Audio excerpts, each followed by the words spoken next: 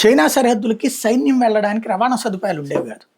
ఇదే విషయాన్ని అప్పట్లో రక్షణ మంత్రిని కాంగ్రెస్ పార్టీ ఉన్నప్పుడు అడిగితే, ఎవరైతే ఆంటోనీ ఉన్నప్పుడు, అది ఉండకూడదనినే మేము పెట్టలేదు, అక్కడ కట్టలేదు అన్నారు. 77 ఏళ్ల పాటు మీరే స్వతంత్ర భారతంలో ఉండి ఎందుకు కట్టలేదా అంటే, ఇప్పటికి కూడా కాంగ్రెస్ పార్టీ చెప్పేది ఏంటంటే, అక్కడ వసతులు ఏర్పాటు చేస్తే అప్పుడు ప్రమాదం, అందుకని చెప్పి కట్టలేదు, అంత ముందోళ్ళు కూడా కట్టలేదు అన్నది.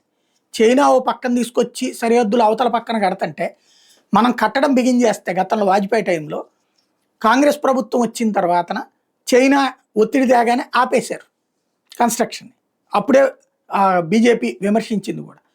ఇప్పుడు మొత్తం ఇన్ఫ్రాస్ట్రక్చర్ ఏర్పాటు చేసుకుంటూ వస్తున్నారు, ఇంకా చాలా చేయాల్సి ఉంది.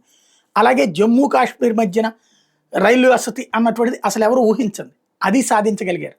క్రమంగా మోడీ ఒక్కడు మాత్రమే ఈ అంతర్జాతీయ ఒత్తిడిని పట్టించుకోకుండా చేసుకుంటూ పోతున్నటువంటి విషయం స్పష్టంగా కనబడుతోంది.